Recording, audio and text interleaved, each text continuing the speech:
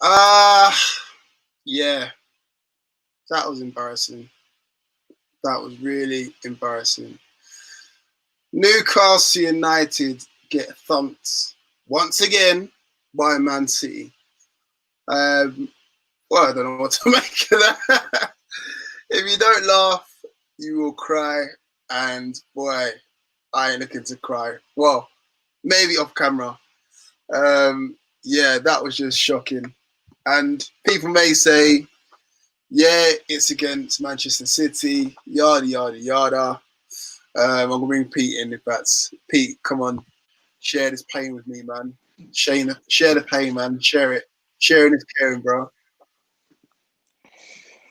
Well, look, let's be honest. Come on. I'll be honest. I'll be honest. I've got a lot to say. I've got a lot to say. Go for it. Go for it. Look, let's be honest. Were we ever expecting anything any different? Like, was any Newcastle fan expecting anything any different? It was always going to be a defeat. We talked about the fact that they were going to rest players. That's just going to be detrimental to the team's performance against Man City anyway. So it was always going to be the same. So am I surprised? No. But again, the matter of it is what pisses me off more than anything. It's the manner of the defeat. Now, look, we've had these conversations before. There's lots of people that we know that have talked about it. There's a lot of fans on social media that have talked about it. You can't win. Fans will moan that we don't have a go and that we don't go attacking, but will moan when we're defensive. Right now, for all the shit in that performance in the FA Cup, we came out of that 2-0 losers. Yeah. But tonight, we've gone for it with a more attacking team, more players further up the pitch, and we've been hammered. There's a reason why Rafa Benitez played the way he played, because he's looking at the players that he's got in his squad and he's thinking, right, realistically, we're not going to go toe-to-toe with this team, so we have to be defensive and see them off. And ultimately, in his last game against City, that's what won him the game, is by being deep, soaking it up, and then hitting them on the break. Look, Newcastle fans, we can't have it our own way. We either be defensive and watch shit football, but maybe get something out of it, or we go all out attack and we get hit for 5 like we did today, and it could have been 6 or 7 or 8 if it weren't for Dubravka making a couple of decent saves. You can't have it both ways. However, some of the individual performances, and I'm sure we'll get into it, are an absolute disgrace.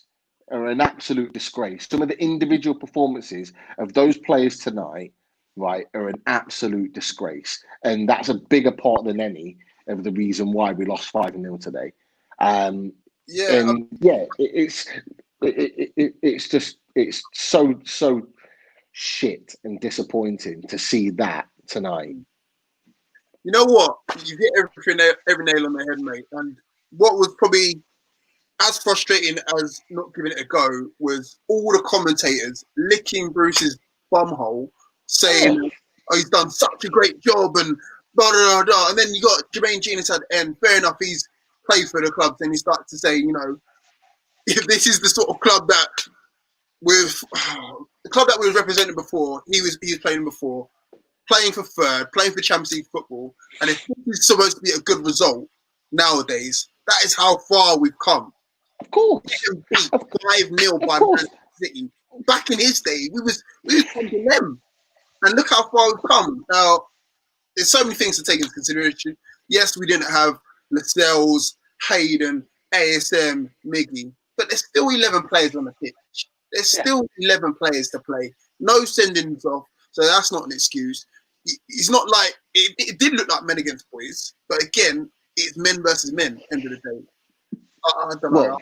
Look, as I said in the preview, okay, I was quite comfortable with the fact that ASM, Miggy, even Shelby weren't going to play, and I didn't particularly want them to play because I didn't see it as a winnable game.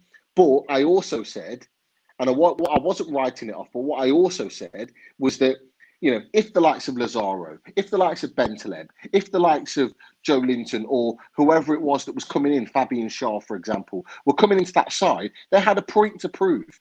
They had a point to prove tonight to say, look, I'm worthy of a place in this first team. I'm worthy of a place in this started lineup.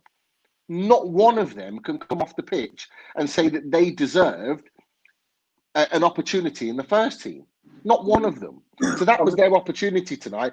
And I wasn't saying that they should go and beat Man City, but show a bit of quality. Show a bit of quality on the ball. Show that individually that you've got something about you that can benefit the first team when we are playing our best players. That's what I wanted to see. We didn't see that tonight. But more worryingly, we didn't see that tonight from the players that do start regularly.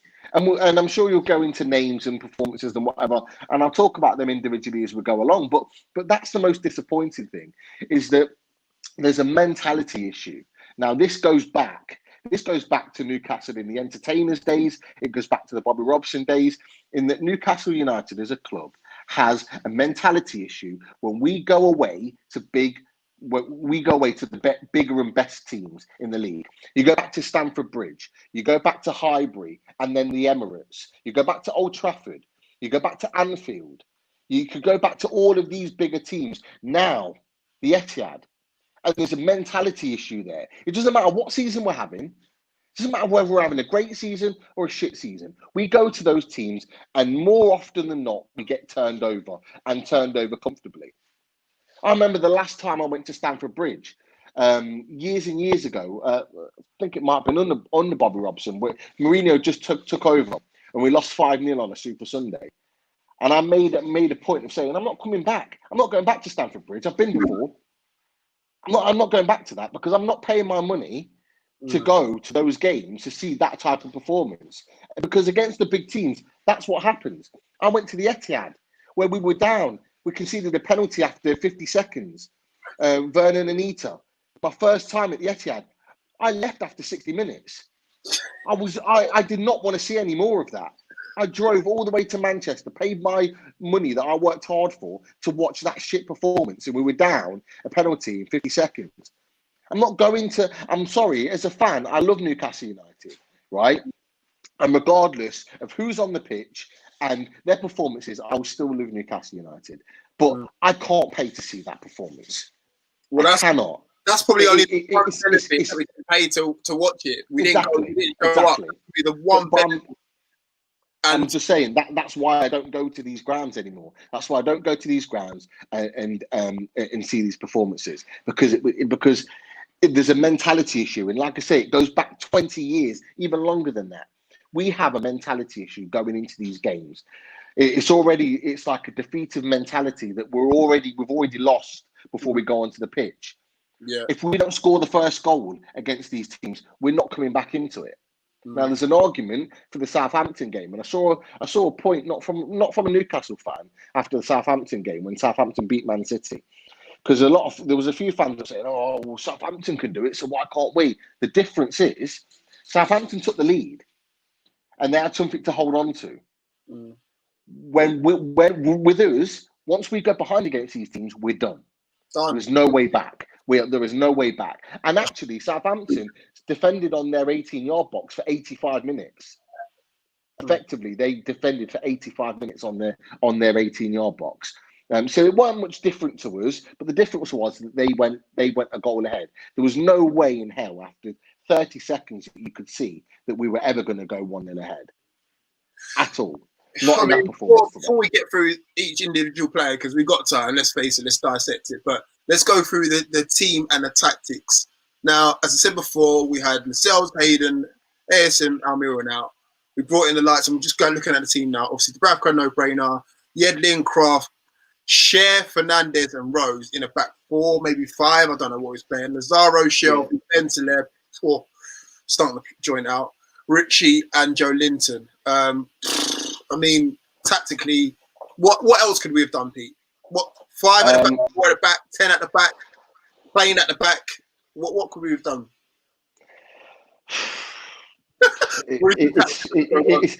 Well, first and foremost, first and foremost, I'd have started with pace up top, and I said it from the beginning because I'm sorry, Joe Linton was awful today. Well, one absolutely awful. thing that the commentators were making is that the fact we had obviously Joe Linton up top, and we wasn't hitting it long to him, and then when he came off, we was hitting it long to Gale, and it's just. But that's the funny thing is, you know what is that Gale will be more competitive, even as a smaller, less physical player. He'll be more competitive in those positions. It's not his best to lump it long, but he will be more competitive in those positions. For me, I think he held the ball up twice in the whole game. The ball just bounces off him. It's like the ball's like a bouncy ball. Did we have any shots? Who? Did we have any shots? On target? Any shots? I remember we had one header from Fernández. That's about it. Because we had 3 on target. I think we had three attempts on target. We had the header, and I think there was a couple of others. Nothing ever testing, but they count, unfortunately. As I said, I'd have played Muto today because in that type of team, and I went back and said it on the preview, and that's where Southampton did really well. They had pace up top, and they had pace up top to press the defenders to win the ball. Right, you watch Joe Linton, and I made a point of watching him in that game. Right, when the ball's not at his feet or the ball's not being played into him, he's walking. He's literally at walking pace. He doesn't run for the ball. He doesn't work hard for the ball. He doesn't put defenders under any pressure. John Stones is never going to have a better introduction. Right, he hasn't played since they lost at Norwich before the lockdown. Stones and Otamendi at the back. Exactly. And that was the perfect opportunity to play someone with pace that's going to press them, that's going to make them make a mistake. I'm not saying that Muto's an amazing player. He's not. But he's going to give you something. He's going to work for you. Dwight Gale, he's not big physical to hold up the ball. But sometimes in games, particularly against that back four, you want pace to disrupt them. And cause a few problems and make them think about running the other way. There was not one time that Joe Linton ever looked to make a run in and behind, just to cause an angle, just to create an angle for someone to play a ball to him. Yeah, there's nothing there. Like there's literally nothing there for him playing in a forward role. There is nothing, right? And you know, as someone that's played up front for a lot of years, okay, not a professional standard, but a decent standard. I'm looking at his performance. I'm thinking, like, he's not even a striker. Like, what is he doing? Seriously. Right. Like, and that's the thing. Like, it just played into Man City's hands. The possession, the defense had an absolute field day. It was like they must have come out in 10 minutes in thinking, Otamendi and Jones must be thinking, flipping out, Stone, sorry, must be thinking, this must be my birthday today. This must be my birthday, honestly. I'm never going to have an easier 90 minutes than I am today, playing with him up top. Actually, we look better when Gale came on. Yeah, let's try and go through this team. So, Dubravka in goal. Again, 5 goals going, chipped past him. I don't know. I felt sorry for him. I do, because every single time it kept coming back to him. It kept coming back to him too many times. It's like, why are you putting your keeper under that much pressure all the time? Like, it makes no sense. Collectively, as a team, that feeds into the narrative that I'm talking about mentality. And there was one player on the pitch that was the worst of all of them, and I'll go into him in a second. But for me, the amount of times that we had the ball and we had people making runs forward, and we've just played the ball back to defence and put the defence under more pressure time and time again, it was unnecessary. And the fact that Dubravka had more touches than any other Newcastle player on the ball said everything, because we kept putting him under pressure. And then what did he have to do? Because you had De Bruyne, you had Jesus, you had players constantly trying to cut it down and press him high. He's just lumping the ball back up. Joe Linton's not going to hold on to it. Nope. So then the defenders come out with the ball again. And I felt sorry for him. I have to say, the only mistake he made today, because for 4 of the 5 goals, he wasn't at fault. And there was nothing really he could do, but it was the free kick for David Silva, and there's a reason why his positioning was poor. and he gave him too much of an angle to play that ball in. The ball doesn't go in. I think they said it on commentary. The ball doesn't go in right in the top corner. It's not in the. It's not On the free off kick. the post. Yeah. On the free kick. Between that gap between Shelby and whoever it was, Fernández or whatever. Yeah. But yeah, he should have gone over. But if Dubravka's position is better, he would have seen that and got something on it. So that was his only mistake today. I thought he organised the defence as well as he could.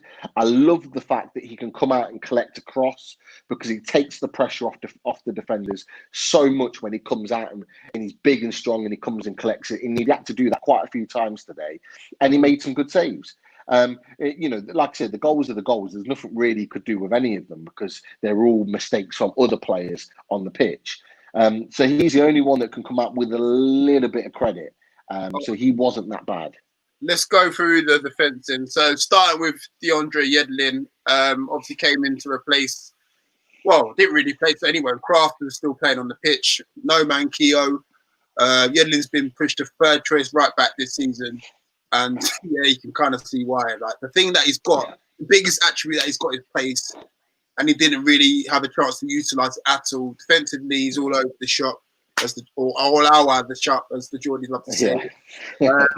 But yeah, I don't know what to make of that before. So I mean, no one can come away with anything sort of credibility. Only about Dubravka, as you said. But yeah, Yedlin, bro. What we said about him, man? He looked a player that hasn't played much football. He looked very rusty. He also looks like a player that's on his way out the club. And I know there was talk today that he's actively looking to move in the summer. And rightly so, I think it's a good time for him to leave. There's been murmurs for a while, even during lockdown, that he's looking to move on. Originally looking to go back to America, but just in general looking to move on, and I think that needs to happen. There was a 10-minute spell in the second half where he actually made some runs forward and looked relatively dangerous with his pace, and I just couldn't help but think, well, where was that for the rest of the game? And that, you know what I mean, because he is an outlet. The quality on the ball isn't there, and it never has been, which is why Tottenham sold him, effectively why they got rid of him. But he's an outlet, and that wasn't utilised at all. But yeah, he didn't play well. I think more of an athlete than an outlet, because he can just run. Like if you put him against Usain Bolt, it'd be a close race. But apart from that, footballing ability wise, I can't see it. Like, I don't even think Rafa could have coached it into him. Like no, Rafa got the best out of him. He got the best out of him, yeah. But I'm just thinking, like, yeah, we're not going to get any of that. What, £5 million that he paid for him, and that's the reason why he's a £5 million right back. I think he's probably even devalued. But yeah, let's move on to inside. Emil Kraft, obviously, he got moved from right back to kind of right centre back, sort of centre half. Yeah, I don't know. Three games on the trot now. I don't know if he has to play a certain amount of games to hit something. I don't know if I don't know why he keeps getting picked. I mean, obviously we had no other choices today, but the previous game, I was still baffled that he got picked for that one. But 3 games on the spin now, Pete. Kraft has been picked, and we've seen earlier on in the season how badly he plays against Norwich. He's had one good game for me, and that was obviously in the Bournemouth game. But everyone looks like world beaters in that game. Let's face it. And then today, I don't know, mate. I think it was right to play him, because for me, he doesn't play against Watford. He doesn't play against Tottenham. He doesn't play against Brighton. So to give him 3 games on the bounce and to give him this game today made sense. Playing him at centre-back didn't make sense, but with the lack of centre-backs and the uncertainty about playing Shaw in a back 4, that was why he played there. He didn't play well. It's not his position. You could tell it wasn't. But there were some decent clearances. But other than that, really nothing else. I think the positional play and the positional sense, it was there for all to see. Positionally, as a centre-back, he's not aware. He doesn't know where he should be and what he needs to do. So you miss that natural ability to play at centre-back, particularly in a back 4.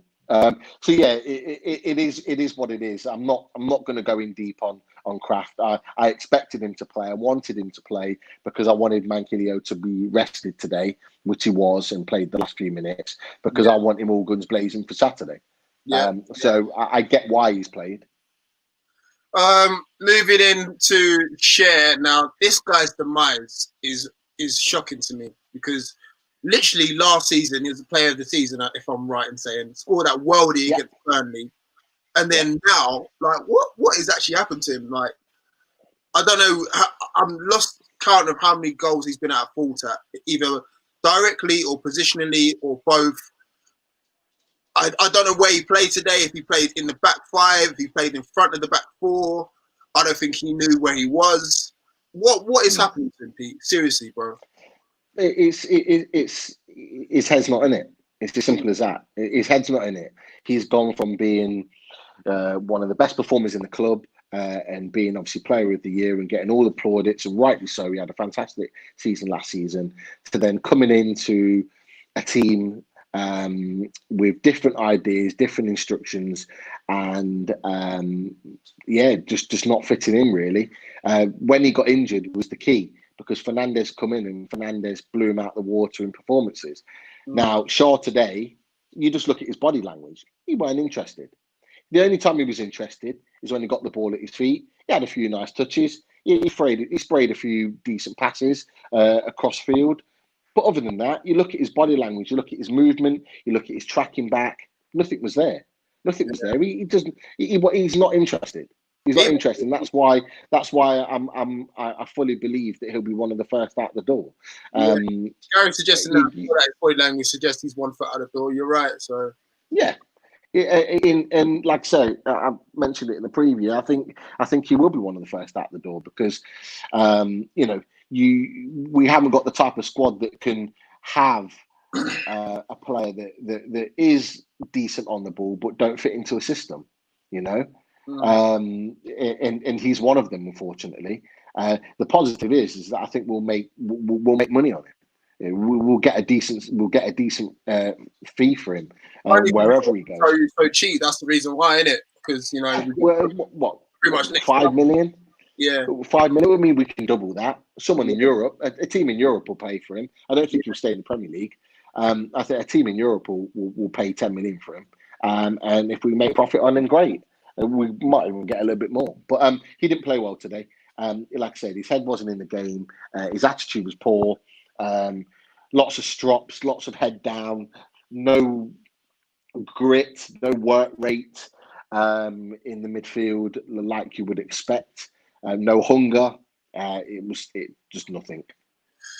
Moving on, Fernández, arguably like one of the players of the season, obviously apart from the maximum in defence anyway. Again, didn't have a real good game. Unlucky to be put down as an own goal. That really should be given to Matt Ritchie, in my opinion, even though obviously he didn't mean it. But again, like the real mainstay in our defence, and he didn't have a real good game either, did he? Let's face it. No, he didn't. I don't put that on him. To be honest, when you've got a right back essentially being your centre back partner whose positional play is not great, he literally had to lead that back four, and you could see his frustration. There's a lot of times he would look into the skies as if to say, like, this is tough. Why am I here, kind of thing. And I did a little bit like Dubravka. I felt a little bit sorry for Fernández. He didn't play well, but he was having to literally organise that whole defensive line himself. He was trying to plug holes, but then getting caught himself because he's plugging other holes. He's then getting caught in his own position, and that's what happened, particularly in the first half. He was a little bit better in the second half. Unlucky with the own goal. Nothing he could do about that. I sort of felt sorry for him. I don't hold that against him because he's been outstanding, and I'm sure going into Saturday with Lascelles back with him, he'll be firing again. Yeah, as I said, that's not a typical Fernández performance. Usually he's the rock at the back alongside Lascelles. They make a good partnership together, so I'm looking forward to seeing them back together. And I'm also looking forward to, if we do get to see him this season, Kieran Clark, man. I would have happily seen Yeah. him played alongside one of those two. Well, not that Yeah. one of those two. Fernandez alongside Fernández today. But moving on to Danny Rose, back in the side now. My preferred left back, as opposed to playing Manquillo there. Again, not much he could have done. He was, I think he was targeted a little bit down that side as well. I mean, he was everyone was targeted, to be fair. let's make no bones about it. But again, Danny Rose, what can we say, really, man? No one, yeah. It just like I say, I don't think he was bad. I don't think he played bad, but he wasn't great either. He's got a little bit of intelligence in his play. There was a couple of things that I liked from him. The little free kicks that he wins, the way he holds up the ball, the way he frustrates his opposition in attack. Experience, I like that, and he used it really well. I felt myself thinking, there's a little bit of smart play he did in there. I mean, look, he's coming up against Riyad Mahrez, which you already know. I've said to you before. I love to watch that guy play. He's such a tricky customer, and when he comes in on his left hand side. I was gonna say Riyad Mahrez is the mold that I want to see Miggy Almiron in. People keep thinking that I'm getting onto Miggy Almiron, but Riyad Mahrez is like the finished prospect that Miggy Almiron could be in terms of comes in, lets one fly. Okay, one goes over the bar. Cool, on to the next one. Whereas Miggy might take one shot out of 5, but most of the time he's just trying to pop it off to someone. But yeah, sorry. It's what you'd like. No, you're right. It's what you'd like to see. I think Miggy's more of a number 10, but Riyad Mahrez likes to isolate his left back out on the wing, and destroy him that way. But yeah, you would like to see that type of play. It reminds me a lot of Hatem Ben Arfa, and at times, I'm surprised I'm saying this, but at times, Danny Rose was left massively isolated. The amount of one-on-ones he had in that first half, Riyad Mahrez with Danny Rose, was just ridiculous, and he was allowed to cut inside because he didn't have the support there. Matt Ritchie wasn't back to support him. He didn't do enough to help out his left back in that position. That was the biggest shame of everything. So it may have looked like Rose had a worse performance than he did, but there were elements to why that was the case. Yeah, he wasn't protected well at all, mate. No. Let's get this one out of the way. I think this one is probably the worst performance of the day. Bentaleb in this game. I know. Let's get it out of the way. Bentaleb in midfield. Now, this guy is very much unknown to us still. He's not ours. We might be paying some of his wages or all of them, but he's not ours, and he's got a point to prove. Now, today, I think was it the 5th goal? We literally just like, here you go. Pass it back to them, left through, and that was it. I think it was Sterling's goal, must have been. Just woeful performance today, and this goes to show, like, I don't want him anywhere. I don't want to see him in a black and white shirt next season, even if it's flipping Juventus or Udinese or whatever. I don't want to see him in any sort of resembling black and white shirt, because I'm sorry, it's woeful, right? Clint, I'm sorry. I don't want to see him in a black and white shirt again. Yeah, I cancel the loan right now.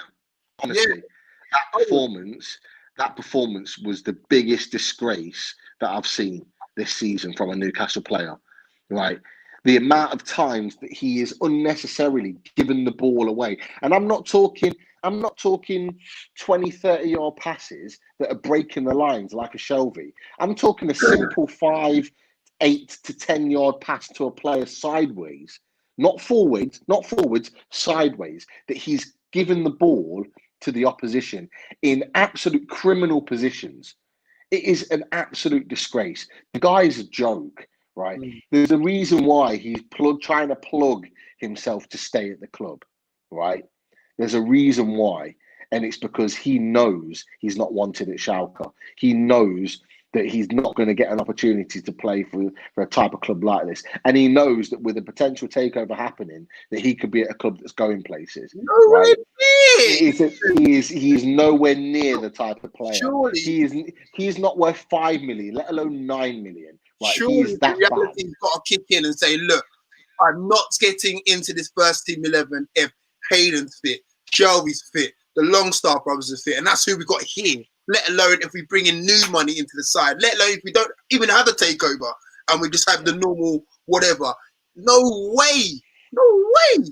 He's not giving me nothing. Nothing. If you can't complete a simple 5-yard ball, let alone tackle, let alone you're giving possession to Manchester City of all teams, do you think they need assistance in what they're doing? No. So I don't want to see him get a Newcastle shirt again. I agree with you, Pete. Cancel it right now.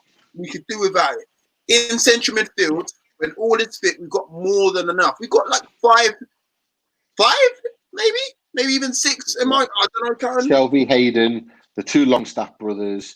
So there's 4 there to start with. 4 in front of him already. 4 in front of him already. So that move already baffled me. The fact that we got him in. Like, why do we need that addition in midfield? What does he bring to the table?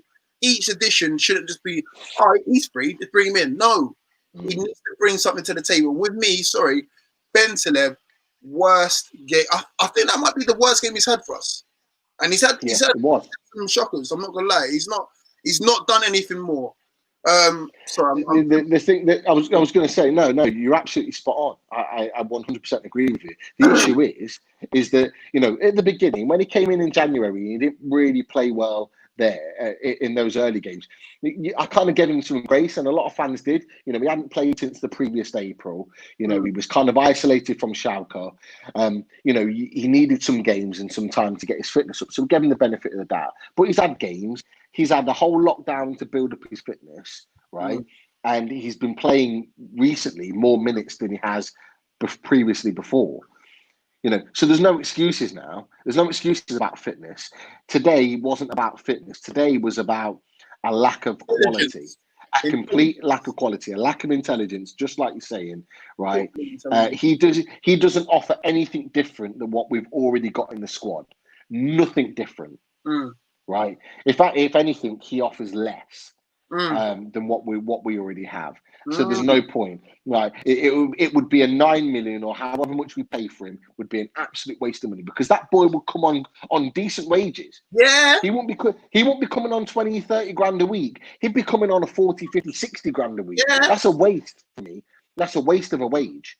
We're trying to get rid of players that are leeches, like Sasabe, the likes of Lazar, the likes of Atsu, those type of players, the ones that have left the club already. We're trying to get rid of the leeches. We don't want another one, because he would be another one. If he got that sort of wage on a long contract, he wouldn't leave. Baffled, bro. He'd be quite happy to sit on the bench or sit in the squad every week. It's a joke. And we would stupidly probably sign him on a 4 bloody year deal or something like that. Yeah, of course. Of course you would. I don't know. I don't want to talk about it no more now. No. Moving on to Shelby, captain for today. Again, he goes into one of these moves where, like, if it's not going right for him, that's it. He gives up as well. And I don't want to see that. I've cussed him before, and I'm going to cuss him again. When he's worn the captain's armband, it's you, Shelby, that we're looking upon to lead. I know you're probably thinking, I'm playing in a shit team here, but listen, mate, you're the captain of Newcastle United right now. Lead by example. You and Richie, I'm looking to you as the most experienced players in that team, and you got to give these guys kicks up the backside. In fact, I don't even see why we give the captain's armband to John Joe Shelby when Lascelles not there. I would give it to Richie, because at least I can see Richie barking at people. Hey, move that way, and all the rest of it. I want to see that. John Joe is too quiet. I don't think that's part of his game. He needs to. I don't think he should be the vice captain. And again, he needs to lead by example in these sort of games. It's all well and good having that nice Hollywood outlook ball when we're 1-0 up or it's 0-0. But when the chips are down, that's when I need my captain to kick in. It is quite clear that John Joe Shelby never plays well when he's the captain. No. And I'm going back into the Championship as well. Whenever John Joe Shelby's been captain in a game, he hasn't had a good performance. I don't know whether it's a mentality thing. I don't know whether he changes his game because he's wearing the armband. I don't know what it is, but he never plays well when he's captain. So I completely agree with you. It should be given to somebody else. I'd give it to Richie. I'd give it to Dubravka. I'd give it to somebody else. Fernández, for example, could be a captain because the guy leads by example, right, on the pitch. He didn't have the best game today, but he tried. You know, he tried to cover his players. He tried to look after them. He tried to plug the holes. Give it to him. Dubravka leads by example with his performances. Keeps us in the game time after time, performance after performance. Give him the armband. Those guys are experienced. They know it. Shelby does not play well. However, I don't think we helped him. I don't think Bruce helped him by playing him as a number 10 effectively. He was the one that was having to support Joe Linton. That's not his game. Right now. In fact, that's a good segue into that. That's what Andrew's asking right now. Like, what did you make of Shelby playing behind the striker? So, crack on with that. Sorry, I think Bruce threw him under the bus there. He's not a number 10. He's not a number 10. He did. He's. I don't know. It doesn't make sense why he's playing him further forward, right? He's better. You would want him that when we win the ball back from Man City to be on the ball to try and find that pass. Yeah. But because he's so far up the pitch, we're expecting Bentaleb, right? And Shaw and other people to find those passes. So we're literally cutting our nose off the spot face. We're screwing ourselves over here. We are literally screwing ourselves over by allowing him to play further up the field. And I'll be honest with you, there was a sigh of relief from me when they brought him off, and they brought him off early, because I'm thinking, right, at least he's not injured. Give him a rest, get him ready for Saturday, where he'll play in his proper position. And he's likely to affect the game in the way that we know and what he's already shown during lockdown. Sorry, not during lockdown, during the restart, should I say? I felt sorry from a slight point of view. I do think that Bruce was wrong to play him in that number 10. But you know, we can. I think to a certain extent we can allow him that disappointing performance today because of how well he's played in so many other games for us since the restart. He has played well. It wasn't his position. You know, if he then goes on Saturday and plays bad again, then there'll be question marks. But I don't think that'll be the case. Right, let's move on.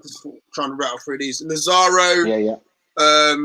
Obviously, he's another loanee. Again, I don't think he had a good game. He has still got a point to prove, even if he grab that goal against Bournemouth. I'm still not impressed as of yet. Let's do Lazaro and Richie together, both players, because So Lazaro, for me, after 2 minutes when he went on that mazy run and took on about 3 or 4 players, I thought, hey, there could be a performance here.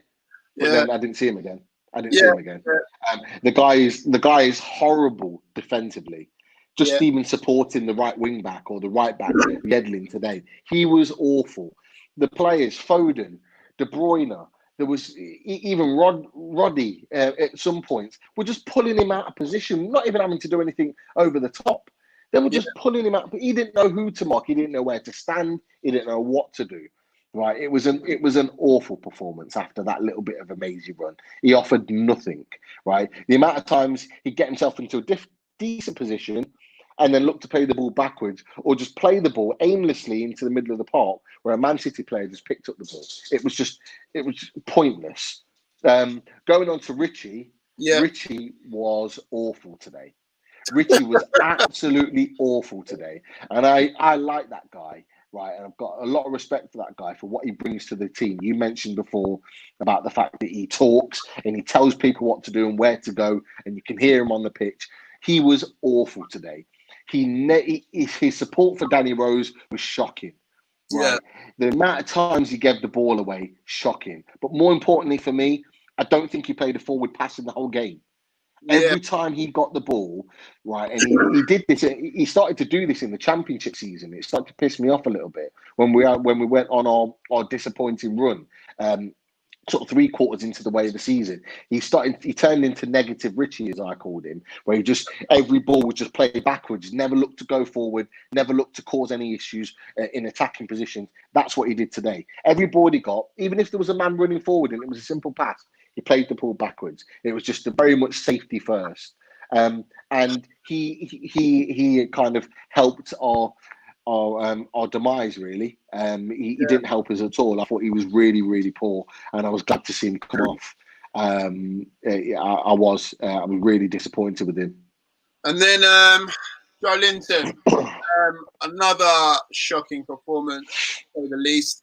Wasn't helped by the fact that we didn't play to his strengths, if we can still find any of the strengths. But yeah, just I don't know what to make of this guy. I mean, you're right in what you're going to say already. We should have played Gal. We should have went for pace.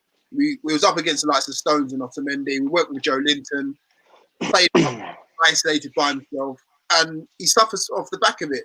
So I don't know what more you can add to that. But Joe Linton is so easy to play against. He is so easy to play against because he effectively, as a striker, is just a big lump, right? That tries to hold up the ball, but he's got an awful touch and doesn't really link the play very well as a forward target man. So he's a defender's dream.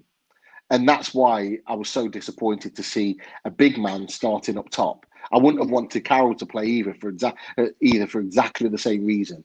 yeah.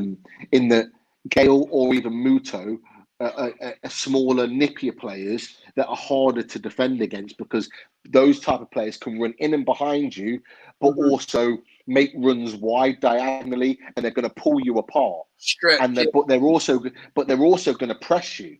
So you're not going to have time and time on the ball to just bring it out 5, 10, 15 yards out of defence and play that pass into midfield, because that's what Joe Linton effectively allowed them to do because his work rate wasn't there. Yeah. He may have held the ball up a couple of times, but that's it. Like, that's not enough. There was no work rate there. There was no running. There was no pressing the defenders. There was no making it difficult for them up the pitch. Isn't that exactly how Southampton scored their winning goal at the weekend? They pressed the ball high. They won it high. Obviously, Shea Adams, who I know quite well anyway on a personal level, he's a fantastic player at doing that and taking the ball quite early. And he was there to score a fantastic goal. So, you know, it was just, it just didn't make sense. And there's been a lot of talk recently about the fact that there might be something in Joe Linton's contract or some sort of agreement that when he's fit, he plays. And this today was an example of that, because there has been a number of games where you thought he shouldn't really be playing, but you know he's going to play. If he's fit, he plays. And something stinks there, because he should not be. Because he should not be starting. He should not be starting games. But yeah, sorry, I'll be rambling on. You carry on. Sorry. Last but no means least, let's do this collectively. So I'm going to have the subs going along the screen. We could do subs and Bruce together. So running through the subs, Manquillo came on, Longstaff came on, Gale came on eventually, Atsu and Mutu, and then we'll do Bruce last. First and quick, let's just run through it quick fire. Lazaro for Manquillo, nothing really. Manquillo, just the game's done. He did okay. He tried to link the play.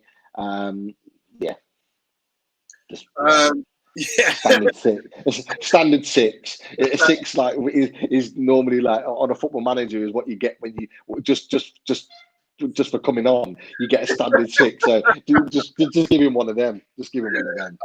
Shelby for Matty Longstaff. Obviously, ain't seen Matty in a while for various reasons.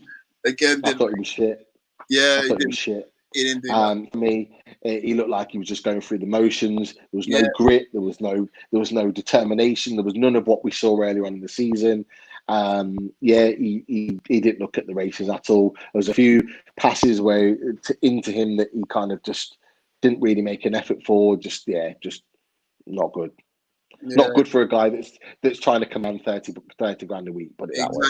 Maybe that's part of the reason why he's not getting 30 grand anyway. There you go. Moving on to Joe Linton with Gale. Obviously, I think we actually wanted to see the other way around in Gale start, but obviously didn't. Again, didn't get much of a chance, did he? Weren't on very long, but he looked busy. He was competitive against the centre-backs. He was making runs in and behind and stretching the defenders, as we talked about what we wanted a forward to do. But obviously the game was done by then. He didn't really have enough time to really put his stamp on the game. But yeah, he didn't really do anything wrong, but he didn't have the opportunity to do anything right. So again, Manquillo, for me, and I'll do Muto quickly. He's just saying just a standard 6 because they didn't really have an opportunity to do much.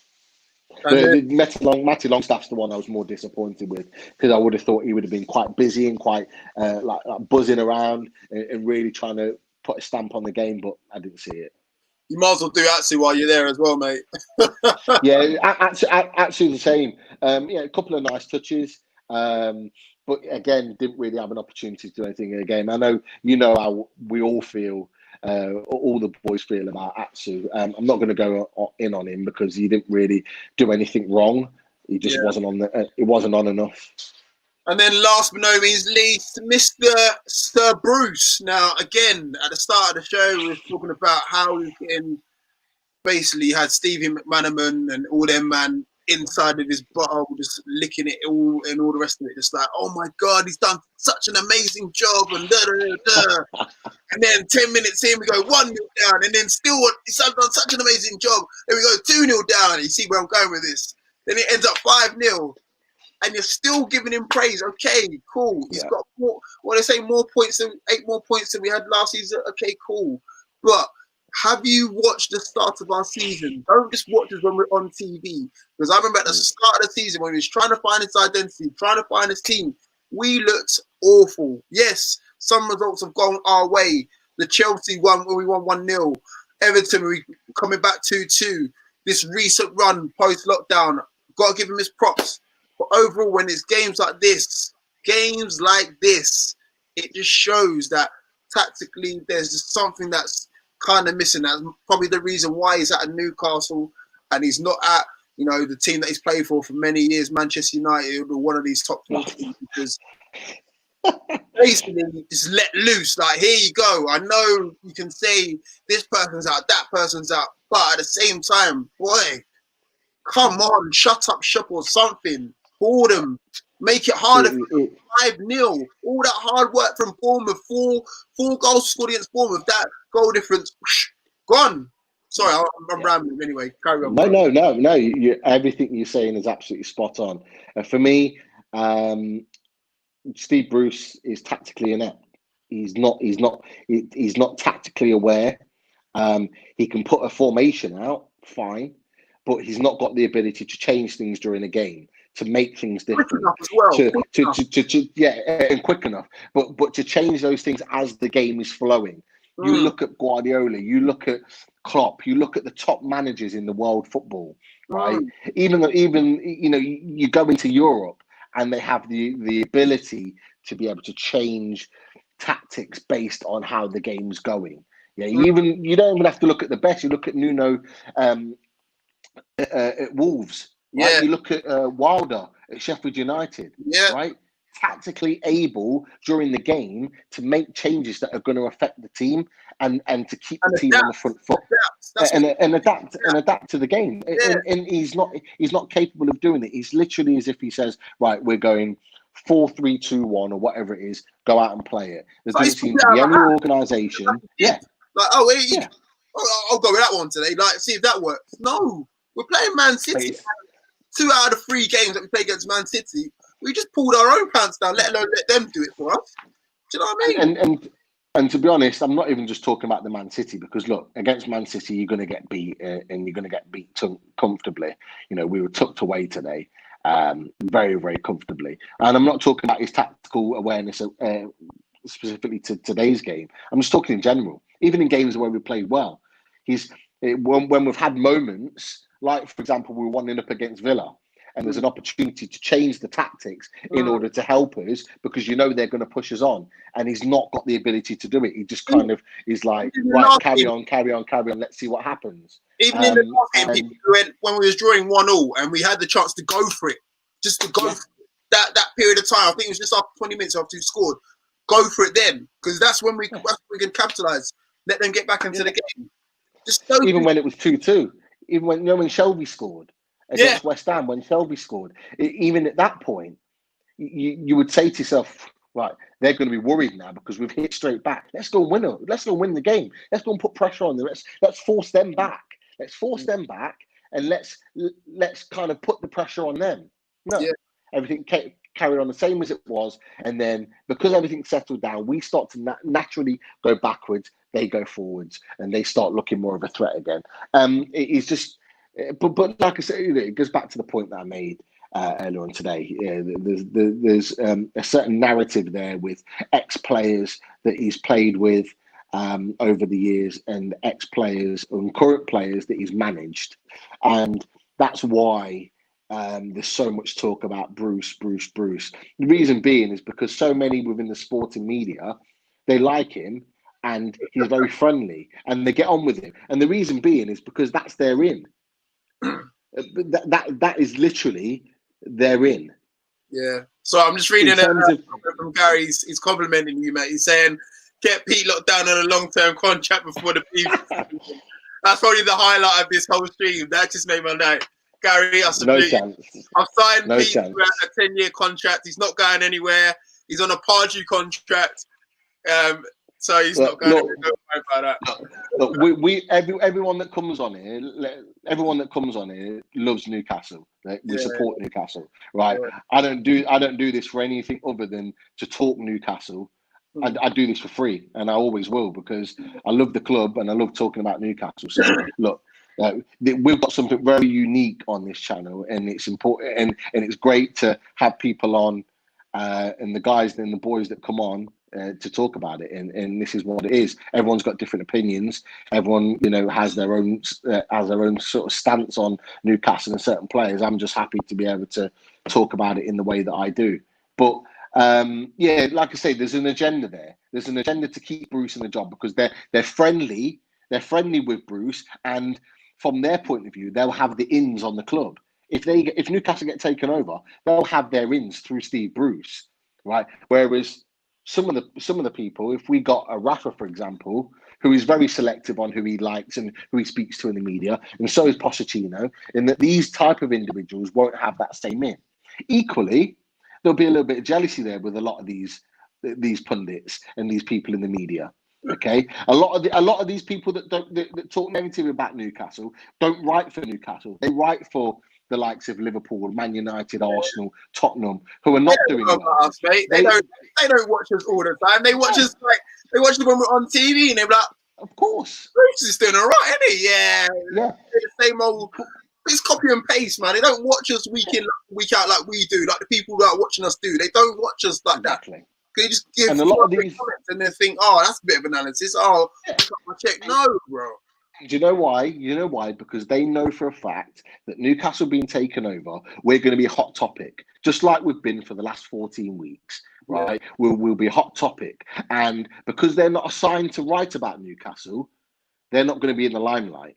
They're not going to be in the limelight talking about Arsenal, who are going nowhere, Spurs that are in decline, right? A lot of those London journalists write about those clubs, right? But they don't write about little old Newcastle up north that could be potentially the next club to really push those teams and surpass some of those teams, and they don't like it, which is why they want Bruce in charge. A lot of it is rivalry, particularly some of the ex-player pundits. They don't like the fact that that Newcastle could become a big club.